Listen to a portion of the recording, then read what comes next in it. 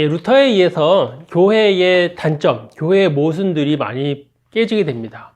근데 개신교건 카톨릭이건 어쨌든 그것은 교회와 신앙이 그 어떤 것보다도 위에 있다는 것에 있어서는 그러한 대전제는 바뀐 것은 아니었어요. 그래서 그것 때문에 또 이 식민지 정책도 교회의 옹호에 의해서 또 교회가 뒷받침해 주는 것 때문에 가능했던 거죠.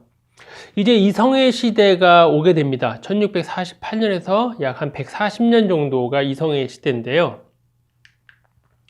이제는 기독교 교리보다는 삶의 태도에 더 관심을 갖게 됩니다. 그래서 이제 중세와 종교개혁 시대에는 이성이 신앙을 섬기게 되는 거죠. 이성이 신앙을 섬기고 지성이 권위에 복종하는 시대예요. 근데 이성의 시대는 신앙을 이성으로 대체하고 내세보다는 현세에 더 집중하게 됩니다. 종교개혁 시대에는 인간의 원죄, 인간은 절대로 스스로 구원받을 수 없고 어떤 개선이 되지 않는다, 그러한 것을 강조하던 때에서 현 시대의 타락상에 더 중점을 두게 됩니다. 너희는 타락했어, 그러니 예수 믿고 천국 가라, 이렇게 되는 거였는데 이 현대에 대해서는 그만큼 무관심한 거죠. 일단 구원을 받는 게 중요했으니까. 그리고 예수 믿으면 또 다른 나라 가서 또 전도하는 게 중요한 거지, 그 사람 자체에 대해서는, 그 삶에 대해서는 그만큼 덜 관심을 가졌거든요. 르네상스, 새롭게 일어나는 거죠. 르네상스가. 그래서 인간의 본성과 전 우주를 좀 긍정적으로 보자. 사람은 안 돼. 그러니까 뭐 모든 것이 다 하나님의 뜻이고 하나님의 힘으로만 될 수 있고, 하나님이 아니면 인간은 아무것도 아닌 것으로 이렇게 계속 하다 보니까, 아니 그럼 인간은 뭐냐 도대체? 인간은 아무런 쓸모 없는 것이냐? 그리고 이 세상 삶은 어떻게 살아야 되는데? 맨날 예배만 하고 때에 따라서 예배하고 헌금하고 뭐 하고, 그럼 인간의 삶은 어떤 가치가 있는 것이지? 뭐 조각을 해도 항상 그 성경에 있는 그런 예수님의 제자들 맨날 조각하고, 그림을 그려도 교회 그림 그리고, 뭐 일반적인 것은 이 자연의 아름다움, 사람의 아름다움, 그냥 사람의 일상생활에 대해서는 무시한 건데, 이제는 그것이 문제가 되는 것이죠. 또 식민지 전쟁의 참상이 있었던 거예요. 가서 돈도 벌고 황금도 가져오고 노예도 데려오고 하면서 풍성해지는 건 맞아. 하지만 풍성해지는 사람만 풍성해지는 거고, 일반 사람들은 또 그 혜택을 잘 못 보는 거고요. 그리고 그 전쟁 자체가 너무 잔인한 거였거든요. 그래서 사람들이 보면서 너 예수 믿으면 안 믿을래? 안 믿으면 죽고, 이런 거. 야, 그게 종교적 편견이 도리어 하나님을 믿지 않는 것보다 더 위험할 수 있다. 그리고 이제 이성이 발달되고, 그러면 이제 자연을 이렇게 바라다 보면서 자연에 대한 원리도 알게 되잖아요. 그러니까 그전에는 성경을 보고 삶의, 인간의 어떤 군상을 살펴왔다면, 이제는 자연을 보고 이 우주에 대한 지식을 얻게 되는 거죠. 그러니까 성경을 안 읽어도 다른 곳에서 지식을 얻을 수 있는 거예요. 그리고 어떤 면에 있어서는 성경을 봐면 모르는 지식과 그런 정보를 성경 밖에서 얻게 되는 거니까. 그래서 코페르니쿠스나 요한 케플러, 갈릴레오, 아이작 뉴턴 같은 사람들이 이 시기에 등장을 해서 이제 성경 밖에서 진리를 찾을 수 있게 되는 거죠. 성경 백날 읽으면 뭐 하겠습니다. 성경을 달달달 외우면 뭐 하겠어요. 이 사과가 왜 바닥에 떨어지는지 모르는 거잖아요. 주님의 뜻이다라고 하면 물론 되겠지만, 기준점이 교회와 교리에서 이성과 지식으로 이동을 하게 됩니다. 정말로 르네상스가 되는 거죠. 그리고 파스칼 같은 사람이 이성으로 신앙을 이 논리적으로 이제 논리적으로 파악하고 논리적으로 변증하게 되는 상황이 됩니다. 그전에는 변증할 필요가 없는 거죠. 예, 그냥 교회가 이렇게, 이것은 이 뜻이다. 이렇게 살아라. 그러면 그냥 살아면 되는 거였어요. 근데 이제는 이성이 왜 그래야 되는데 우리가?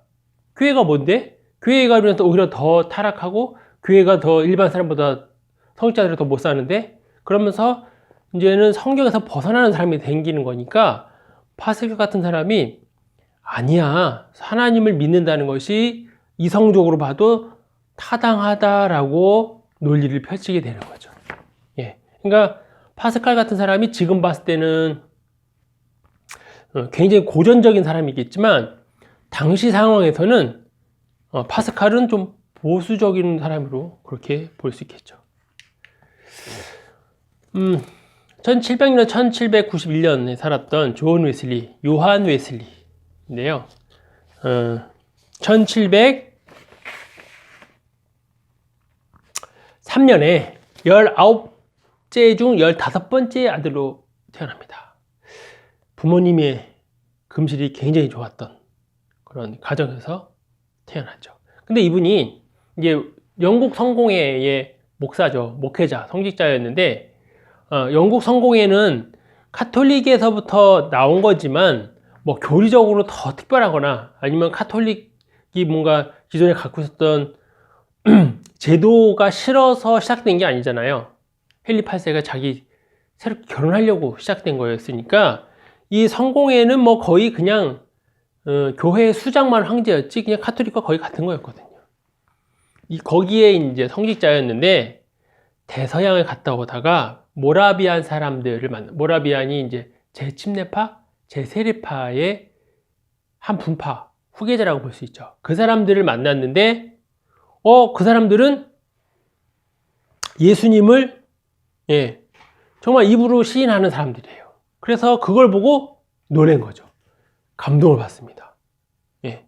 그래서 옥스퍼드에서 신앙 훈련을 하고 성경을 열심히 봐서 성경 벌레들이라고 하는 별명을 받고요.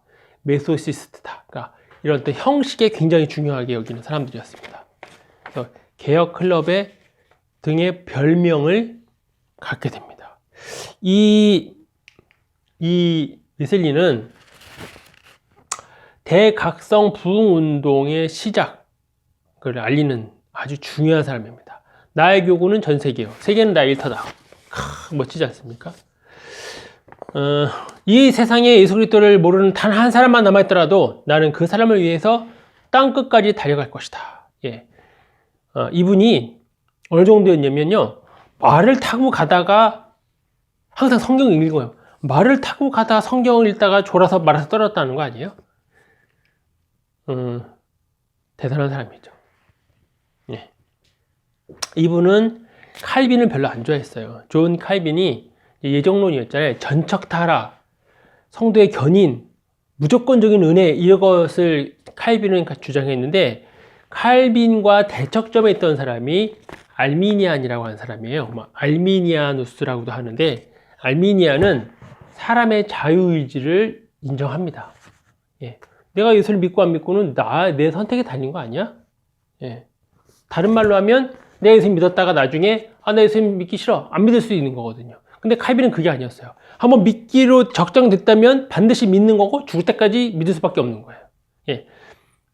또 극단적으로 가면 구원받지 못하기로 예정된 사람은 아무리 지가 믿으려고 해도 구원을 못 받는 거죠. 물론 구원받지 못하게 예정된 사람이 믿으려고 하지는 않겠죠. 그러니까 그게 이제 극단으로 간 건데 이 웨슬리는 칼빈보다는 알미니안 쪽으로 갑니다. 그래서 조나단 에드워드, 랄프 어스킨 이런 사람들이 같이 활동하고 그 영향을 받은 사람들이에요.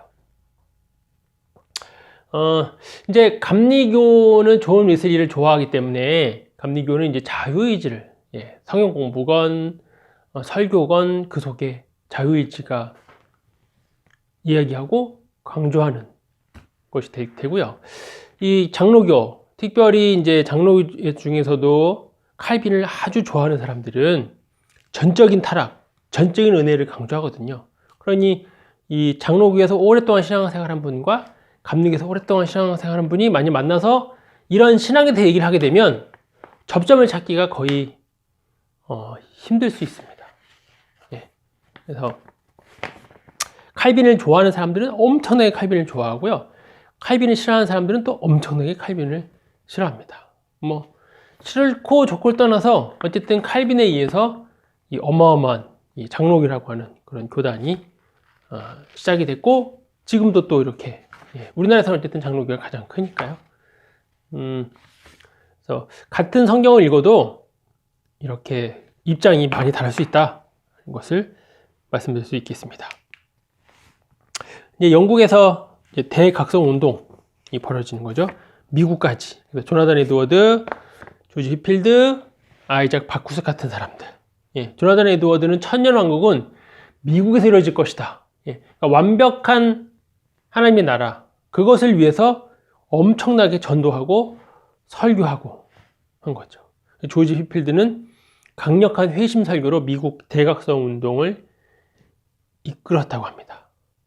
조지 휘필드가 설교를 얼마나 무섭게 했는지 사람들이 막 설교 시간에 부들부들 떨었다 그래요.